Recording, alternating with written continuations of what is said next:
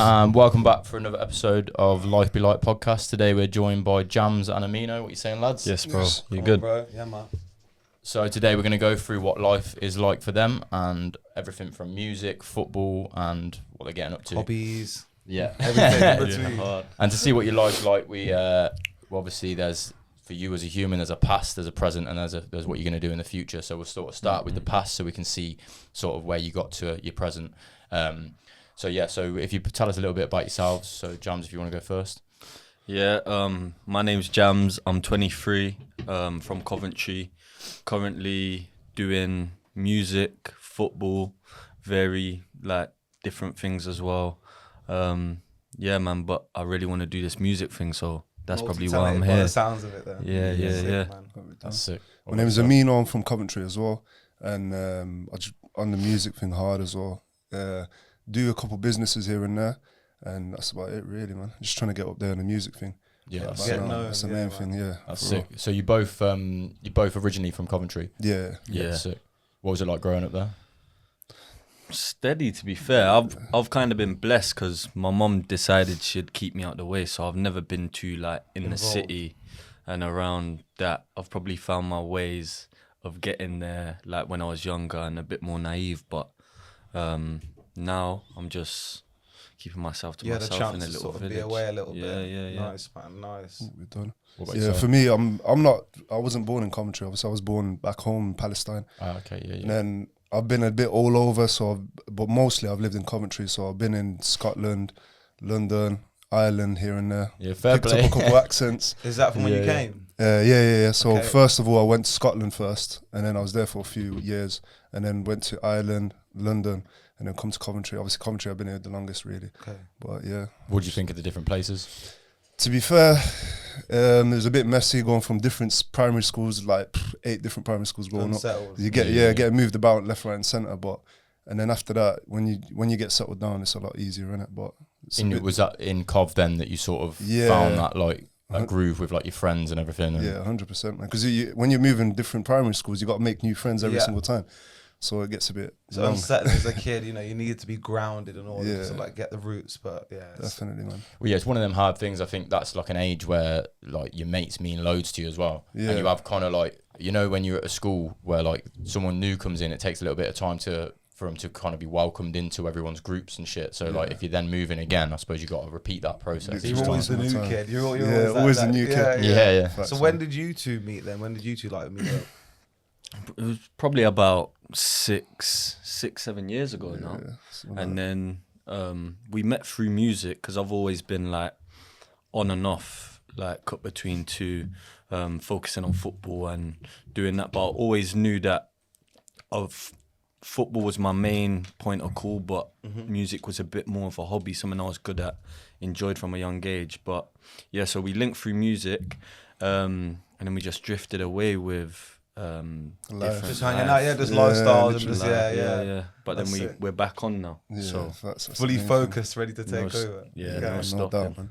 So when you say obviously with the football and stuff, so what happened with that? What route did you go down? I was at Coventry City for a while, probably from about 10 till 15, 16. And then I had 2 knee injuries, operations, set me back a little bit, had to come back down the ladder, but I'm still obviously enjoying my football now, building myself back up. Getting the But fitness back. when you're older, you're a bit more wise, a bit more streetwise, so you can learn to balance things. When you're younger, you just full on in one thing, whereas now I'm trying to look down different avenues to Yeah. Well, it's to like you use can free spend your time time a wisely. bit more efficiently as opposed to just what I Yeah, feel like at the 100%. start you're figuring it all out, aren't you? Now you can refine it and put the energy in the right places. yeah 100%. Yeah, I think anything takes a bit of time. You're gonna get better at like you said, balancing stuff, and you're gonna get better at what you're actually doing. So say music, as you're gonna progress and you're gonna mature through it. Was music something that you kept constant all throughout that, or is it something that you've kind of gone in and out of? I think it's always been there. So I've always recorded music. I've always written music. I feel like it's my way of expressing myself. I'm not very good at talking about life or different types of things like deep chats with certain people.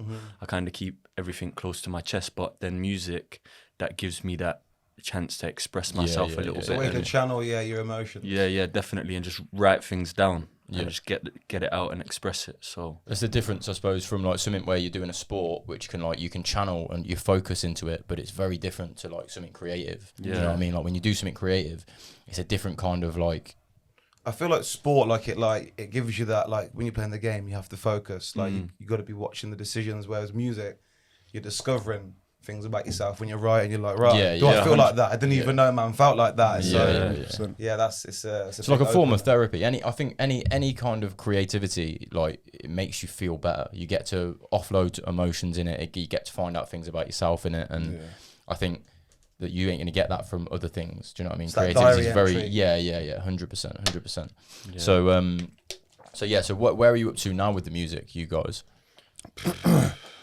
I feel like we've probably Getting got a there. whole mixtape ready to go. We've been working the past month. Are you gonna drop a Working, mixtape? literally. Yeah, we plan on doing Not that. yet, straight away. Obviously, first we want to drop a couple singles, get more bigger fan base, Yeah. and then after that, get it prepped for a mixtape, obviously. Yes. But yeah, we got loads written now. We do In the plan on space of 1 definitely month, dropping. got a lot done. Is there a name? Have you got a name for the mixtape? We're cut between three at the minute, so I'm not gonna say too much. Okay. But when we made the decision, Really everyone fun. will know. Okay, so we got a name. All right, cool. It's cooking at the moment. Yeah. So the tunes are there, and the mixtape's definitely something we look to do. But like A said, it's about having that fan base and that little social interaction and connection with people, and branching out before we just drop a mixtape. 'Cause I Makes feel sense like- to drop the singles. Yes, it's definitely. planned, isn't it? Rather than just throwing something out there and hoping that it goes where you want it to go. If you do it with some strategy behind it, like, and you know that from your races, exactly. like the more sort of you strategize, the better it usually goes. And if you're building stuff beforehand, that's only going to help when it eventually comes out. Do you know what I mean? Like, 100%. It goes down to network as well, doesn't it? Like who you know, and obviously that's just a big part of it. So yeah, as long as you can get yourself in the spaces where you're going to meet people, network, it's only going to push that, your idea forward. Yeah, No, definitely. And like we said off cam about the marketing thing, that's a big thing. So you kind of have to know what angle you're gonna go at. Yeah, make sure you do to- it properly. That's the main Yeah, thing, yeah, marketing. Can't Because do it people don't half-hearted. realize that. A lot of people just drop music and then they think that they hope that one's gonna pop off. When truly, if you do it right, then you can make something out of it. If you just releasing useless stuff with no fan base, then who you releasing to? So I feel like you two have both got like a bit of a unique look about you there. Like you got that marketable look, you know what I mean? So I think you definitely got to find your USP, you know what I mean? Yeah, So like 100%. that's what you got to look for as an artist. Yeah. well, yeah, you see it in different campaigns. So like you say take the Mazza campaign, for example, like that. I hadn't seen that done in that way before. But since the Mazza campaign, you've now got the what's your man, the Liverpool. Oh, what A-Star? Yeah, the A-Star. multiple So A-Star. remixes one. So so he's done a similar thing because it was seen to work so well. Do you know what I mean? And that was just someone thinking outside the box where they're like, okay, so we got this song that's done well. And it's like it's a fucking hood song or it's a jail song, whatever. Let's go to each big area in the UK and get a remix from a Brum remix, a London remix, a Liverpool remix, and like marketing wise, it was amazing because you're reaching all their similar fans, but they're just in a different area. So now you're reaching all of them. All areas. So in one song, Mazza reached everyone's demographic. hard. You know He's what I hard mean? as well. Every He's hood in hard. the UK was reached by that song. Yeah. So like, I think it shows more and more that like in the social media age as well, just having a smart idea when it comes to marketing can like catapult your thing. Yeah, You know what I definitely. mean? 100%. I don't even think so. Like the people we just spoke about, they're all hard, but I don't even think it's so much about being the hardest rapper. I just think it's about how you market and how you portray yourself and your image and just what you mean and Catch people's attention. That's the main thing. 100%. Especially Yeah, these what you days. represent. Yeah, because these days everyone's attention span is obviously So small. So you need to do something that's going to catch people's attention. Yeah. That's why you see like people like Sench, Nems, they do things with the colours. Yeah. You know what I'm saying? Yeah, but I feel like you've got to be a bit more successful, like, you know, just in your own walk of life. Like you mentioned, you own a few businesses. Like you got to take that like boss level in your side approach, not even with music, because I feel like that actually shows. You know what I mean? People can say, "Yeah, this guy's doing well." You know what I mean? So sell yourself basically. Yeah, definitely. It's transferable skills as well. So you'll have like from other things you do, you'll be able to transfer them skills to the music thing, and especially like I think some probably younger artists, if they get into it, like you were saying about just releasing and no marketing campaign and stuff, whereas like if you've had a little bit of life and you've had to do different things and that you can bring them skills into the music sort of thing. Yeah, you learn a lot along the way, innit? Yeah, that's the main thing. Do you guys have any like marketing plans or any sort of like you know like just strategy for new release? At the moment, obviously, TikTok's a big thing. So obviously, I ain't really big on TikTok. I've just joined not long ago. So he's been doing it for a minute. I've been doing TikTok for a minute. So trying to catch up, so I'm at the minute, I'm not. I think if somebody went on my TikTok, they'd think like, why is he posting stuff like that when he wants to do music? But I feel like things these days, everyone's too serious. Yeah, you get me. I don't. Stuff people want to see. Yeah. I don't want to give off that too serious, because I like to mess around and joke around and give off that type of vibe, just so it's like I can relate to the outsiders and the people that I'm trying to reach out to as fans, or who's going to support me, so it doesn't seem like I'm a million miles away from them.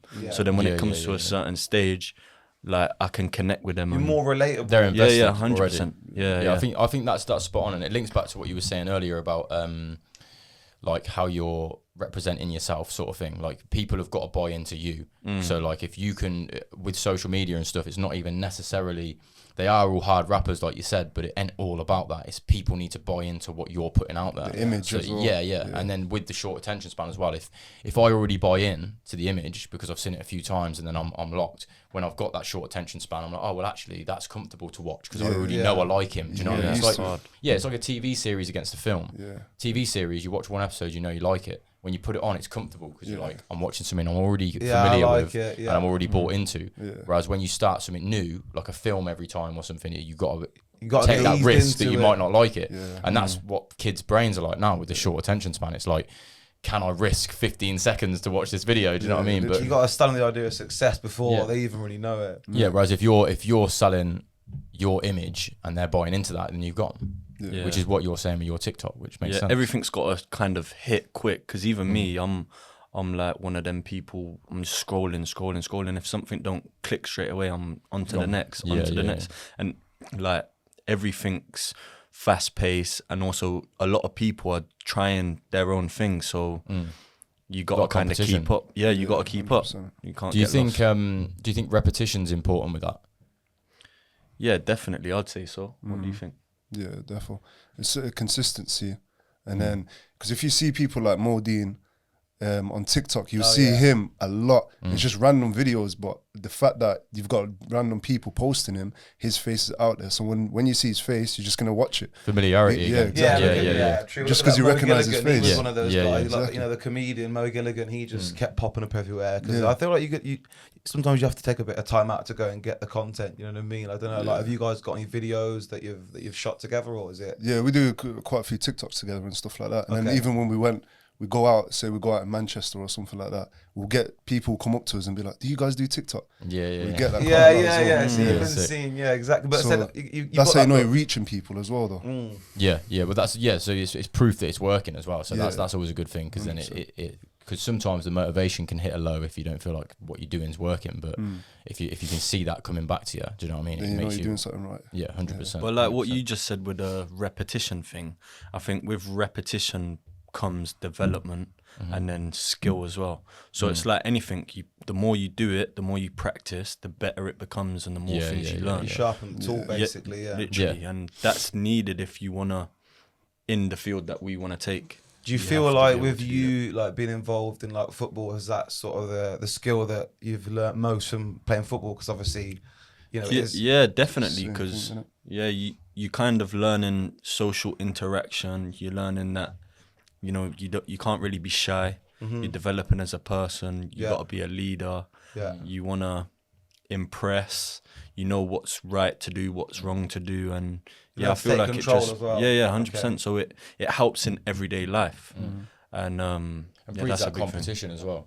Like, so if you're a winner, you can take being a winner into any area of life. Like we were talking about, you meet people and you can automatically see if they have that sort of attitude, winner's mentality. Yeah, and like you were saying about a leader as well, it's the same thing. Like we'll be leaders in our own field, and then you can come together, come to the table, and it's a table of leaders. You're on a parallel path, but sometimes you're doing different things, you know.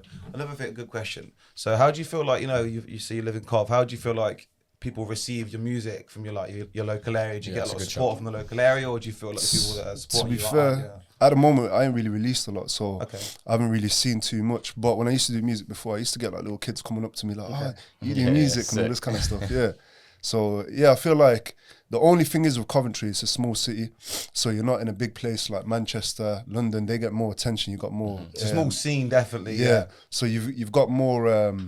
You've got bigger networks in London and places like Manchester, whereas in Coventry it's a bit more difficult because you haven't got that in a sense, unless you're doing things on social media and then you're linking up with different kinds of people from different cities, and that's a big thing with social media as well. It's not just like people see my socials and then you have people that you've never met before, guys that will tap into your stuff and they'll support you more than your own people sometimes. Yeah. And that's a big thing as well. We've found that a lot as well. We've always found like the people, it's not even about cussing your friends. It's just, I think some of the people, like they know you, innit? So like they may not always be as invested just because, again. Knowing people who are doing something different or trying to do something different breeds, like it's just a fact that it breeds a lot of jealousy in people. That's the thing. 100%. So like when you say that you'll see other people that don't know you, for example, they ain't got no investment in you. Yeah, they don't know so you. There's from no when you like, nothing. there's no feeling of jealousy because they're not necessarily comparing themselves. They're just going, oh yeah, what he's doing sick. Whereas when there's a personal connection, I think that's where the jealousy comes out more. But and I think that small scenes probably suffer from that more because it's that same old thing of like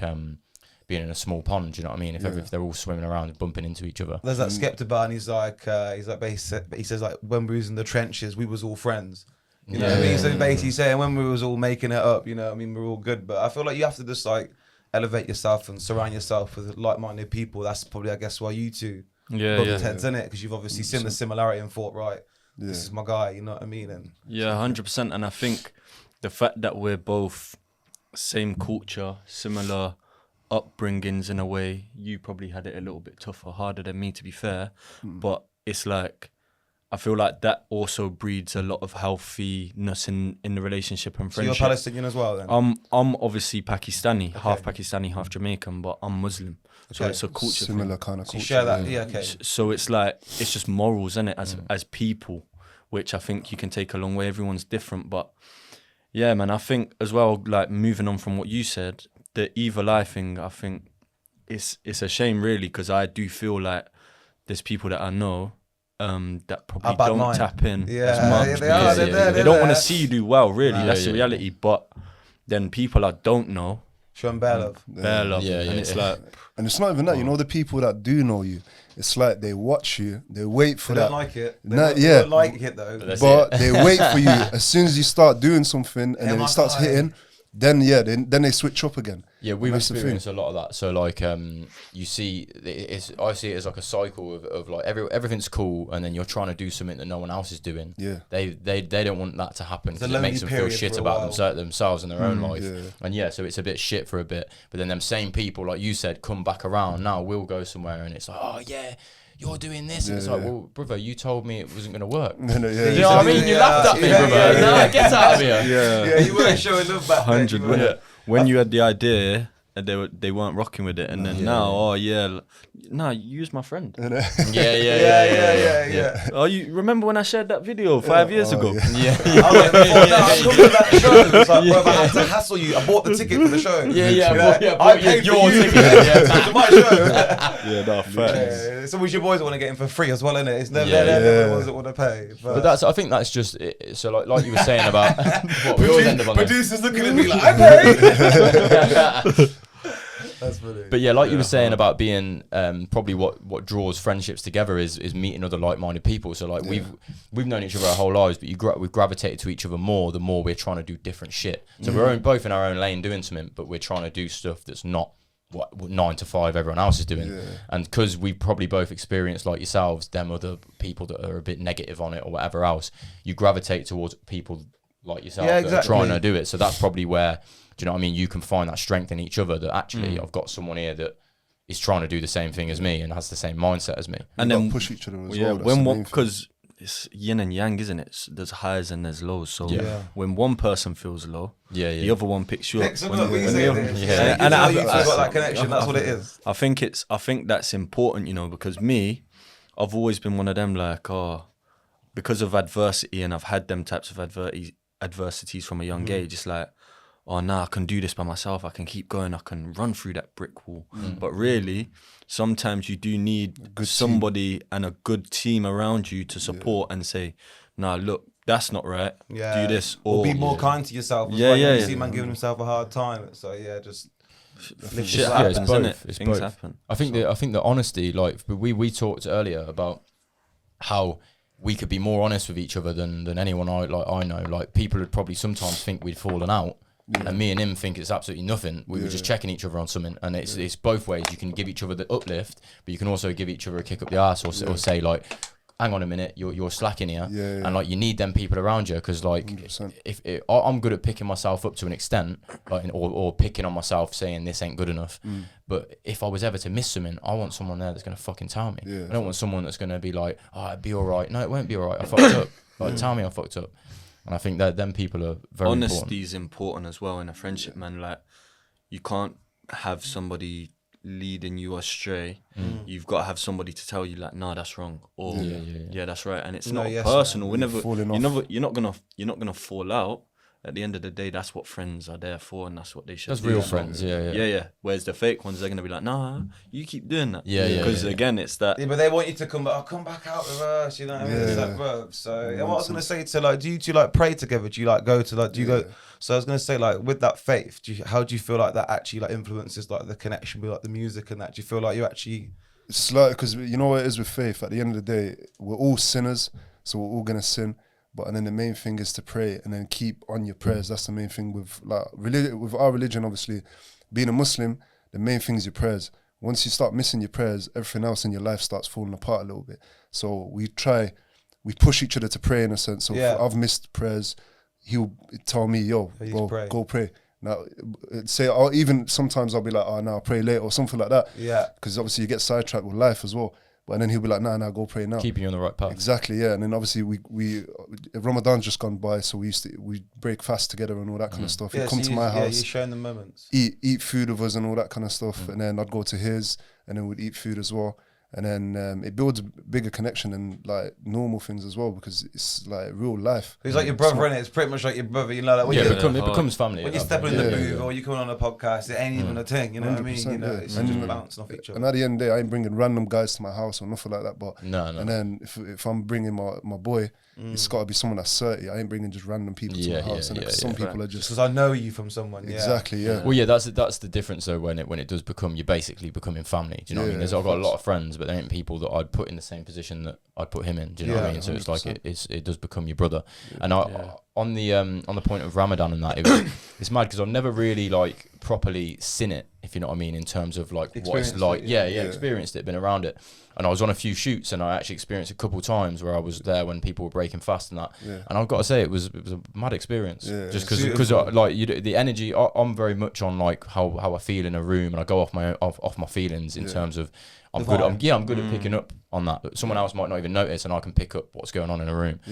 And the energy was sick. To be honest, do you know what I mean? You see the love there as well. People just sharing. Everyone's just trying to do good in life, and that's it. Because we all know at the end of the day, we all sin.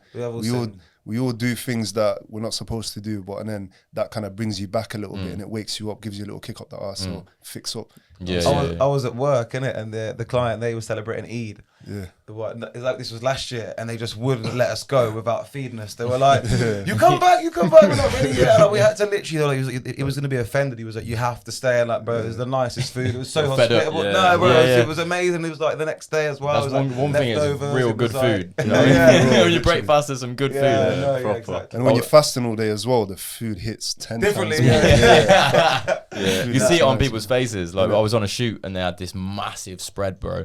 Like we were mid filming and then they were like, oh, we've got like we're about to break fast.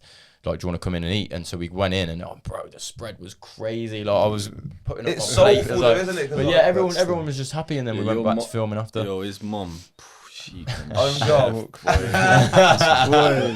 But yeah, I'll come out of there feeling bloated. I'm there seconds, thirds, fourths. I'm at the table by myself. No, but it's proper Ramadan, man. It's proper peaceful, like you say with the experience. If you've never actually done it before, it would be something that I suggest you try. Even if you're not Muslim. That's what I was going to say. Definitely. We know a few people who chose to do it just because they've changed their life around and they're living in kind of a much more healthy and like thoughtful way. Yeah, and so they wanted to follow it. They had some friends that were Muslims and they wanted to follow it because of that. And they said the exact same thing. Like it was just a great experience in terms of like a reset and just like making you appreciate things as well. Yeah, 100%, man. And then also it cleanses your whole body as well. Toxins, all that kind of stuff. And then there's actual health benefits to it. A lot of health benefits, man. This was 1,500 years ago. Obviously, that's when Islam came into place around that time. And then now, only recently, scientists have started to realize that, you know what, fasting's actually good for you. Has a proper scientific effect. It wasn't actually like this religious idea. It was actually something that people did to benefit their health. You see athletes and that go on like big fast, you know what I mean, and it just completely replenishes their body and that. Well, your body eats, any like bad fats cells, you've got. And anything in life as well. When say you feel sick or there's anything wrong with you in life, they always say that you should fast, and then see how that see where it is after. 100%, it cleanses you, and then you just feel more sharper, more awake. And then you do things that you need to do instead of just wasting time. I feel like people just put food on top of food, though. You know, like especially in the Western culture, like you're like, oh, it's lunchtime now, it's dinner time now. It's like, hungry. You don't need the food. You know what I mean? It's like, so I feel like, I bet also after you fasted, it still puts you in control of your diet. It's not like you fast and go, all right, Ramadan's over now, I'm going to eat crap. It's like you still maintain that discipline. You obviously still eat, but you're like... It's a mind reset. You pick your meals. I don't know. It's just more mindful. And if you think like... I was listening to this geezer talk and he's basically saying that there's a part of your brain that gets bigger when you do things that you don't want to do. Yeah. So like they've tested it and they can see that it grows the more you do things you don't want to do. So it's basically like willpower, but actually testable. Your brain gets better at doing things that you don't really want to do. And it's basically the endurance, isn't it? But so when I can imagine when you come out of something like that where you've had to, every day you're having to be focused. Your body wants to eat. Do you know what I mean? But you're not giving into that and staying mind strong. I can imagine when you come out of Ramadan, your brain's like on steroids. Do you know what I mean? Because it's just raring to go. I think it's not probably so much the food though. I think it's the drink, man.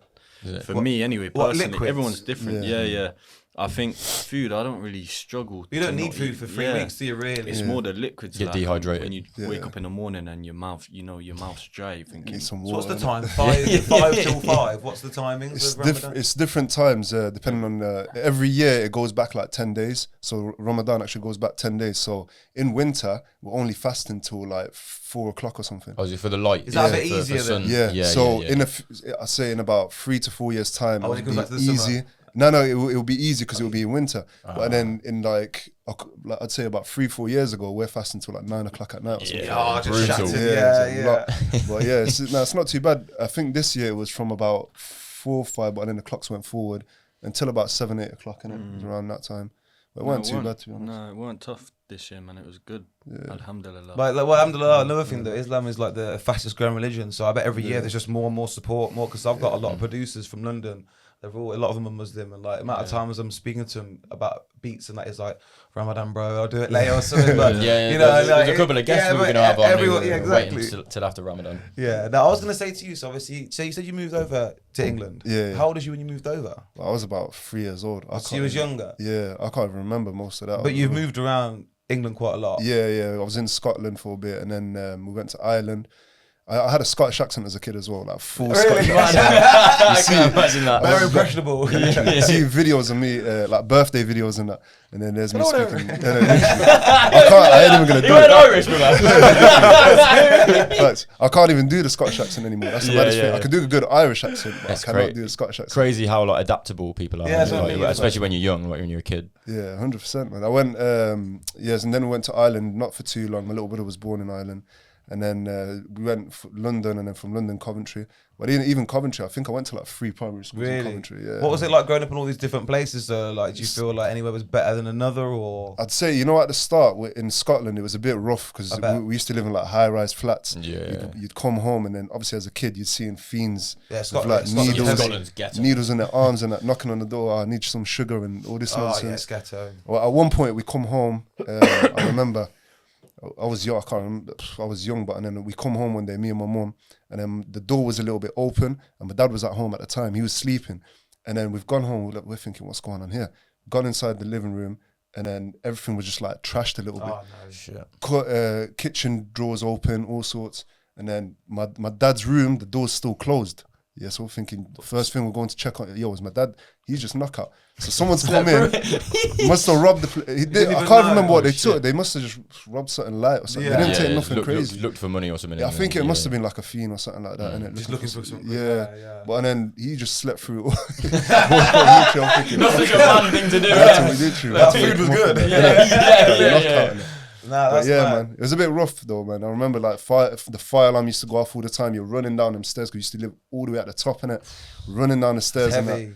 Long. Did you like experience any adversity like growing up as like a young Palestinian, or do you feel like it was quite blessed? To be fair, it weren't too bad, I'll be real, like, because no, I didn't really get too much. You know what it was? We used to grow up. I used to be around a lot of like Asian guys and like in Coventry especially. Because I used to live in Fozo.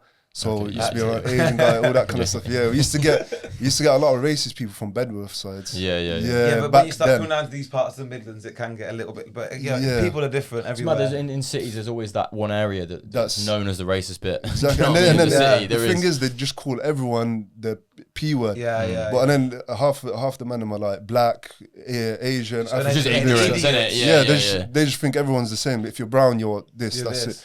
Yeah, it's stupid. But obviously now things are a lot easier. Things are a lot better. People are more multicultural, that kind of stuff. Yeah, so it's not too bad. I think things changed a lot. Like from our generation, if you think when we were kids, it was very different. So like it has come a long way. Obviously, there's still a lot of room to grow in that, but it has changed a lot in them like take 20 years or something. Yeah. Well, what I was going to say, which backs that up, is basically like we did a music video, Guat, where we had a guy on who was an actor. And if you look on TV now, like, obviously the whole argument was there's no brown people on TV. If you see now, TV is every other advert is going to be someone of colour and heritage. And he was saying he found it very difficult to actually get a job as a white person within acting because of the adverts and just TV and film because of the cultural shift. Because like it was so like it wasn't very well seen. So now. It's everywhere, so I feel like if you are someone of colour, and the thing is with that is it will level out eventually. Where like if something's been so far one way, sometimes it has to go it's far on the other way to try and get somewhere in the middle, and then I think when the dust settles, it will be even again with a better mindset with our generation that are a lot more sort of grown up in that more accepting and working together sort of mindset. I think. In 20 years' time, it's going to be even. It will level out. Things do change. Yeah, that was good. But back to the music sort of thing. Then, so when you look at the UK scene, like where do you two sort of put yourselves in that? Like where in terms of like style and like genre? I'd say we're trying to do a little bit of, not a little bit of everything, but I'd say we're trying to tap into multiple things. I'd say, innit? Yeah, because you got a very different sound. I remember when you put on, I was like, mate, this is new. This is good. So obviously, we do like yesterday we wrote a drill song. Literally, we come studio and that's for the freestyle and all that kind of stuff. So we do drill, rap, obviously auto-tune, singing thing. I got him onto that because obviously he used to do more rap kind of thing. So I thought, you know what, let's try something different. Tried it and it worked. It come out good. All of that. Yeah, so why not? We tried multiple things, and then when you do that as well, you kind of tap into every genre, and then every audience as well, because obviously the singing thing that's more for gal. Yeah, you know what I'm saying? So it's different levels of your artistry as well. You know what I mean? I feel like sometimes you might not have known you had it in the bag, but then you try. Yeah, you're not staying in a box. You're starting to express yourself more, and you're probably going to find. Sorry, go on. No, go on, bro. I was just going to say you'll find more about yourself. Yeah, and better songs when you are breaking out of that box. All of a sudden you'll be like, oh shit, I didn't grafting know. for it. You're trying to, you know what I mean? You're grafting. It'd be like with videos. If I'm making a video and I'm just going through the motions of what I know works, it's up to standard. You don't grow though. But then sometimes when I'm challenged by something or I'm pulled out of the box, I make something that's like the best thing I've made. Yeah, 100%. What were you gonna say, bro? I think as well it shows like you're diverse, so you can have different approaches, because you see a lot of people, and I pay attention. I'm observant in it, so I like to watch and research and see.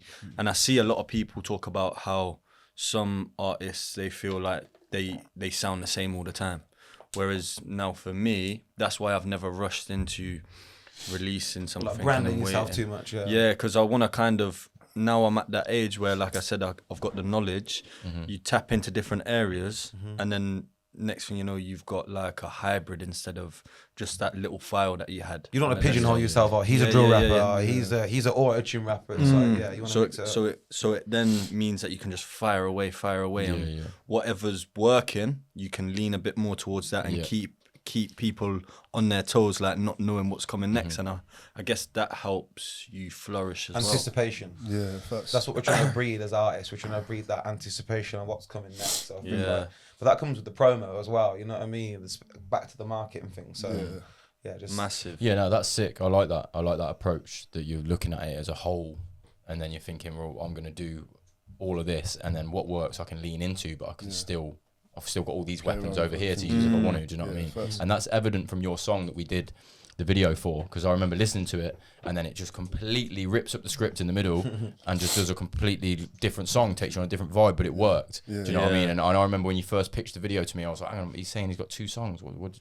does he mean? And then I've listened to it and I've thought about your idea, and then I'm like, that's another out of the box moment. I'm like, for me as well, thinking how am I going to make this work for the visual side of things. But that's where you elevate each other, and people who are creative and are doing that get the best out of you. Do you know what I mean? No, you smashed that video. That red lighting, it's in that red lighting, that was mad. Like some blood red lighting. I feel like I ain't even gonna drop that yet. I'm gonna wait until a few more things on. Yeah, in my don't hold on too long though. Yeah, and then that's gonna come. Yeah, man. The video is serious. I think it just all makes sense. And the tune, like, because it to be able to do them 2 things next to each other and make it work is mad. Do you know what I mean? Because it ain't an easy thing to do. You're getting the audience in one mode, and then you know what it's like when you listen to songs. Your next song, you usually put on something similar to the one you've just listened to, because you're in that emotion, you're in that mood.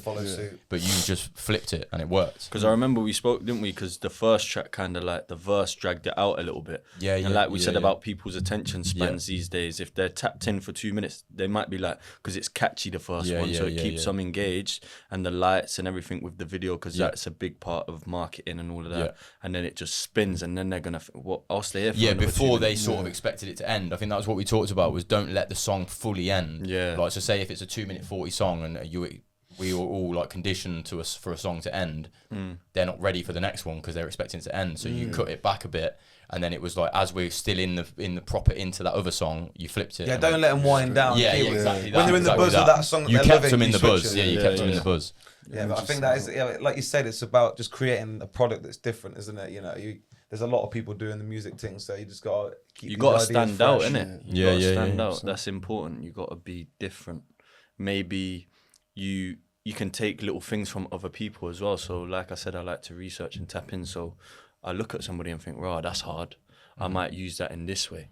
I'm not trying to copy, but I'll just put my own spin on it. So I feel like you're never going to sound the same as well, because I've had a lot of moments where I'm like, oh, that sounds good, or like I think, oh, no, that flow sounds like an artist's flow, and then someone else hears it and they're not even picking it up. So I think like you can't be overcritical with your art. You got to just put it out. When you're taking inspiration, it will always sound different. Whereas if it's completely different to just looking at somebody going, I'll do that. It's completely different. But you're always going to have that in your mind where you don't want to sound similar too much. So I think, but you're never really going to, unless you've literally copied the flow. So I think, but you have to. I know what you mean. You have to keep that open mind. So if you're looking at the UK scene at the moment, who stands out to you?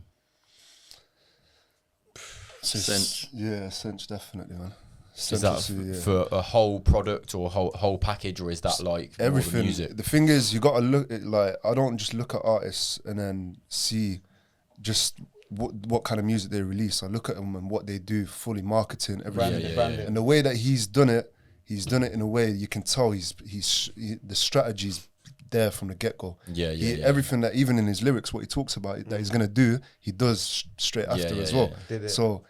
So everything that he does, and look at him now, he's taken off. He's probably, I'd say, he's the biggest in the UK. He's the biggest in the UK at the moment. Yeah, he's but on numbers, the biggest in the world, really. On numbers, no one from the UK has put up that. Exactly. I think even his branding, not even just his music. I think his music's hard, but his brand and the way that's took his career. That Wild West album, that was what shut it down, like all around. Yeah, he's a perfect example of what you were saying earlier about getting people to buy into the whole brand. You know what I mean? Because he did even from the Wild West album, it was like the orange and the orange cars, everything was on point. Lambos, like everyone remembers them videos. Do you know what I mean? Everyone knows when the first time they sort of saw Sense. Do you know what I mean? Yeah, it was loading. I remember seeing it and it just caught your eye straight away, and then the style went with it, and then the music backs it up. That's the thing. You can't have one without the other, but he makes it all work. Obviously, sometimes it's smoke and mirrors, but you look as well, and it looks like he's got a solid team around him.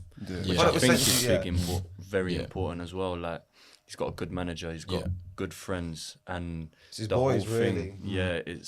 It's hard. He's kind of got a good blueprint for that, though. It's all about, like, you know, you got to have that right team behind you in order to get where you want to be. And, you know, most of them, like, I think his manager is his boy. Yeah. So we're just having the right boys as well. Literally, So that's what, like we were saying earlier, not surrounding yourself, keeping the right company. Yeah. People that are going to keep it real as well, because there's a lot of people that are like arse lickers in a sense, where you say you make a song and then you show it to them, they'll be like, yo, that's hard, but then really and truly it's not. They're not. It's not that. They just want to tell you what you want to hear, but then you need people they're around dangerous you for your progression. You need to get them people out of the room. Yeah. Do you know what I mean? You can chill with them, but they ain't coming in the fucking studio. They ain't coming in the room, brother. You want people that are going to keep it real, man, from the get-go. Like, tell me if it's not good, tell me, because I can do it better. But tell me why. Tell me what you don't like, though. I think some people just want to hate for hate's sake. You know what I mean? That's the other thing you got to identify, because like I've done it where I've asked someone's opinion and I can straight away, I know they're just trying to hate. They looked at something and I go, nah, that's right, bro. That's perfect. Don't fuck with that. I'm not even asking you about that.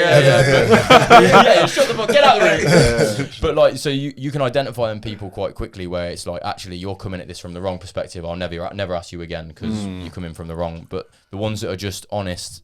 It's that ego thing, isn't it? Yeah, that's what it comes People down do it to. for ego. They just think, oh no, I'll just say that to just knock him down a bit. And and it elevates them. That's what I feel like. That isn't that a crazy mindset, though? Don't you think? But it's also a prevalent mindset. It's dishing out bare side-eyes and that. That's the thing. You know what? What's funny as well? That goes back to religion as well, because what we're taught is, if you see someone doing good in life, build them up. Then you build them up, and then there's something that you say, MashaAllah, and then what that means is it's in a sense where you're saying to yourself that you're happy for him, and then you also say that you want better for him as well. You know what I'm saying? And then you say inshallah, as in I want this, I want it for me as well. But you say that you're not saying it in an evil eye type of way. But it's together, like, because you want it for him as well. 100%, man. Like you see a Lamborghini outside.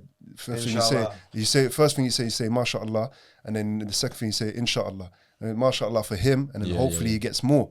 And then obviously for me, inshallah, one day. Practicing gratitude, though, isn't it? Yeah. That's one thing that I do love about religion, which I've always said, is like, when you're religious, you accept that there's something bigger than you. Yeah. So you instantly when you're create properly religious as well, though, because you see people like say, Christians who would say they're Christian, but they ain't following. They're not following in terms of how they're living their life. Like how you explain it to me, I can buy into that in terms of the way you're living your life and the principles that you're taking from it. Yeah. But if you're saying you believe in something and you're taking none of the principles, you're not. And at the end of the day, we're not. Obviously, people like you say we're on TikTok now. We're doing a TikTok live or something. You see people in the thing. Oh, you're not Muslim. You got tattoos. Or you're not. That's nonsense. Because at the end of the day, people need to realize that being a Muslim doesn't mean that you need to be perfect. Because none of us are perfect in this world. And even like even the priests, the sheikhs, all these kind of people, they're not perfect. They're sinners. We're all sinners. We're made to sin, but we're made to refrain from sin and try to do good in life and then repent. That's the main thing.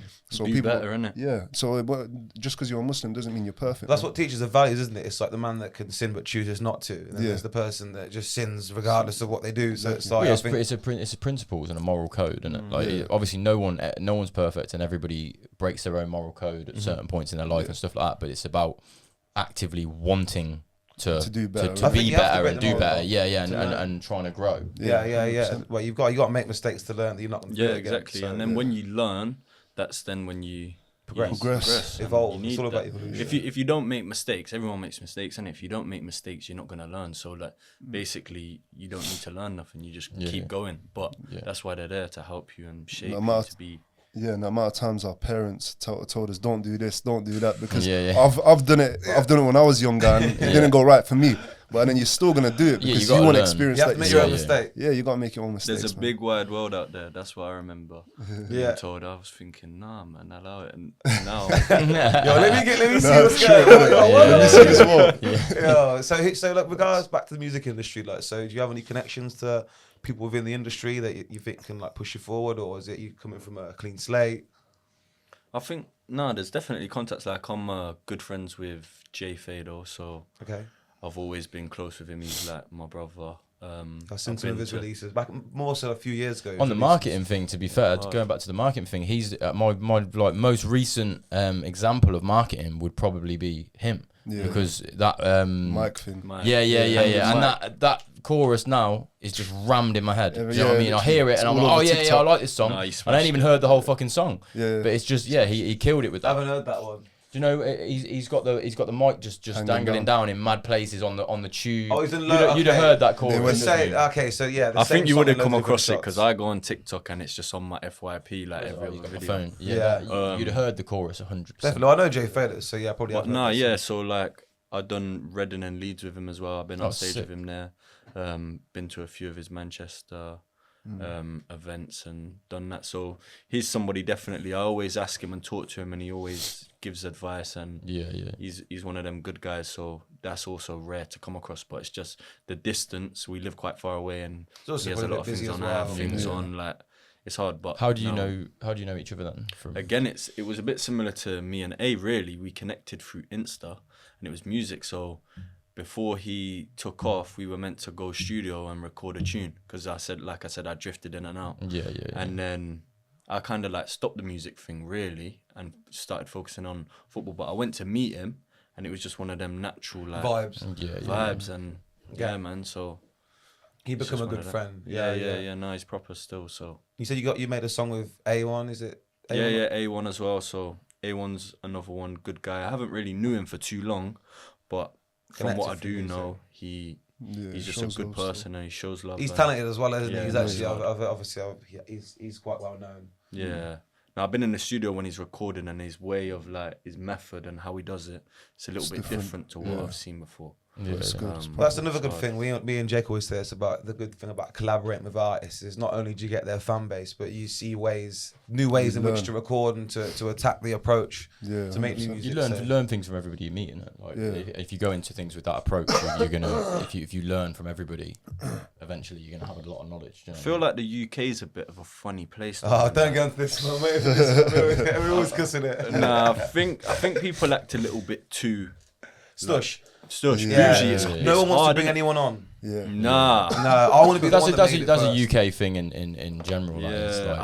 I think that's a big thing. Like, no networking. There's networking, but then it's like they're not actually gonna let you in. How do you network in the UK when everybody wants to? They don't want to push, and they want to stand on other people to get where they're going. It ain't just that they all want to go there. It's like they're actively willing to stand on you to get there, or block you from coming up in case you take something that's there. We've seen it better time. At times I've messaged people for something, nothing. You drop a tune or you link up with someone, boom, you get the reply. You're like, you saw the message, you only replied because you seen man was doing something that you didn't think I was doing. You know what I mean? So I think clean hearts win in the end, and it's one of them, and that's another reason why I feel like Sench, I hail him up because I see him putting his boys on all the time. All of his boys, he puts them on.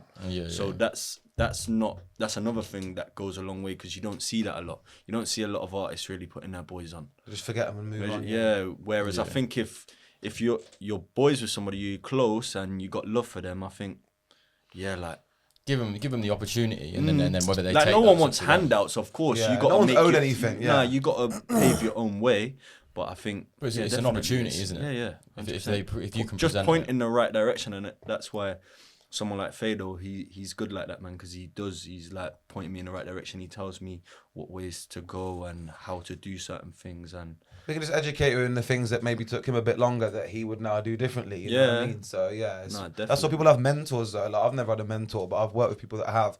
And like, you know, maybe we'll get one in the future, but they've said they've had a lot of benefits from it, man. I don't know if you you learn. Have you had any mentors in the past or not mentors? No, but from like my older brother and all that kind of stuff, because he's into the business thing hard as well. So you kind of learn, you learn along the way, man. You learn a lot. It's definitely worth it. Yeah, it's important to have them people around you that are either older or further along in something that you're trying to do, because they've done it. Do you know what I mean? So it's basically can speed you up rather than just trying to do absolutely everything and try to get there. Yeah, and I mean I'm guilty of that. Like, you know, just doing everything on your own because you can, or because you don't want to delegate someone else. Yeah. But you don't want to ask people and all that kind of stuff as well. Yeah, 100%. I had a psychologist, you know, that I was working with for quite a few years through football.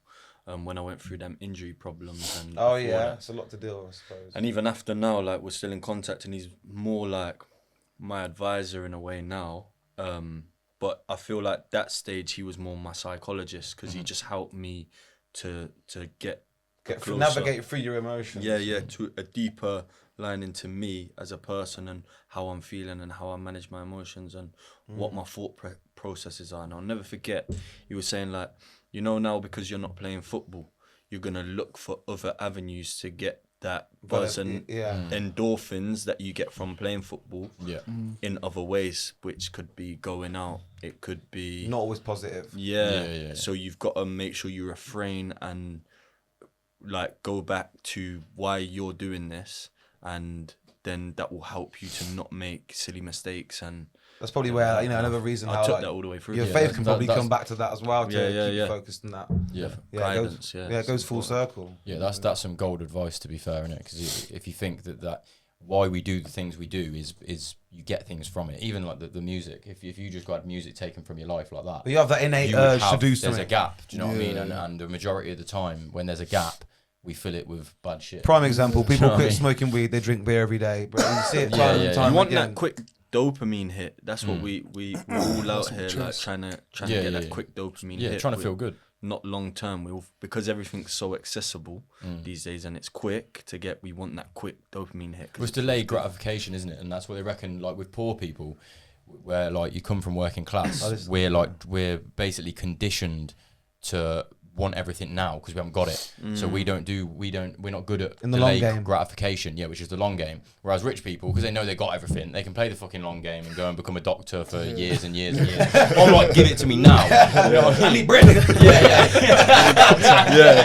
But even with everything though, like, I'm like that, and it ends up transitioning into other things, like say girls or whatever it is, like low class pleasures. You can it's low class pleasures, and I think hail up the girls though. What's your Insta? What's your Insta? Plug it in. But yeah, I think if you can master delayed gratification, and it's something I definitely when I was younger was not good at, and I'm a lot better at now. Like even just say from saving up to buy my equipment. Fucking at 18, I used to look at the price and think, fuck that. How am I going to do that? I got to work for 6 months and save the whole lot. Are you mad? Whereas like a few years later, that's what I did. Do you know what I mean? And it's like learning that actually at the end of that feels 10 times better than fucking pissing up the 50 quid I did have on going out and meeting some bird. Like, because at the end of the is day, a virtue, isn't it? Yeah. And at the end of the day, we don't think, like, when it comes to it, say we want to go out clubbing or we want to do something else, we'll go buy that outfit. I won't even think about how much that outfit costs. When you go into the club, you don't care how much you're spending. But then when it comes to doing something to invest in yourself, you think, don't want to spend that grand. Literally, don't want to market. I'm going to lose my money. No, you're not losing your money. You're investing in yourself. You're losing £300 a week going to the fucking club. Yeah, exactly. That's losing money. You don't think that it's like risk and reward, innit? You don't think like going to the club and doing that. You don't feel like you're risking anything. You think, but it's all, what I want. It guarantees a good time to an extent. The music, the liquor, the girls. That is the double bluff, isn't it? That is like the prime reason why it is just like, you could say it's the devil's work. It's also, there's a comfortability and safety to it. Like you're saying, you know what you're getting to an extent. 100%. Like I am going to have a good time to an extent. Like Another thing as well, another like good example I chose for, you know, when you go out, you can drink 10 drinks. You never sit there and drink 10 drinks of water, would you? Another glass of water. You don't do that though, but you just knocking the drinks back, like, but fucking, it's not good for you, is it? You just want to get lit, fam. You do that with water, do you? You'll be in the club point, you don't do that with water. It's fact though, bro. I need to get 6 pints of water down me, which never happens. I ain't never heard that opinion before, but I rate it. Well, let's switch the beer for water. Okay. So have you boys got like, so you got music, you haven't quite released anything quite now. What have we got coming? What's the release? Have we got a date? So at the moment, we need to, we've got a lot of songs wrapped up. So all we need to do, we just need to start focusing on video shoots. So that's when obviously we're gonna get in contact with you, yeah. And then hopefully, I'd say probably we want to start next month, innit? So we want to try to get a video in next month for a single. That's the main thing, and then try to drop that as soon as possible as well. Try to get the audio pattern, get that out before, you know what I mean? Get yourself, get the artwork made ready. Yeah, 100%. Yeah, even like being ready for TikToks and releasing stuff. So obviously we want to do TikToks, the marketing thing. That's why it was important as well for us to come on here, I think. Well, just so that we can share this out, and the people that are invested at the minute, they can see, they can listen, hear what our goals are, and like get a bit more of a connection with us. And then obviously there's a freestyle to come. And then just go from there, and then hopefully it just rolls. Yeah, it's a start, isn't it? That's the thing as well. You can see it as like, this is me saying I'm here. Yeah, exactly that. So is there a name? Have you guys got a name? Because I know you're at your individual names, but as a duo, is there a name? So as a duo, I think we're going with JXA, really. Yeah, JXA. Yeah. Nice. I think the Insta was Jamzino. Jamzino. I like that. I like that. Jamzino X Amino, and then JXA. Yeah, because we thought Jamzino X Amino was a bit too long in it, so it's just you want to keep it short and simple in it. Yeah, definitely. And that's about it really, because we're gonna see how that goes. But we do need to change that on Instagram as well. Really. The 14 days are up now. To be fair, because you can't change it after. It's got to be. But yeah, we'll probably get into the freestyle in a sec then. But if you want to just plug up your Instas and that before. Yeah, Jamzy_10 on Instagram, TikTok as well, same. So you was that JAMM? Yeah, JAMZZY_10. And you? And mine Instagram and TikTok both the same as well. AL_Amino AMINO_. Yeah, man. Thank you for coming on, lads. No, love, man. Thanks for having us. Bro. Come on, man. Respect. Boom.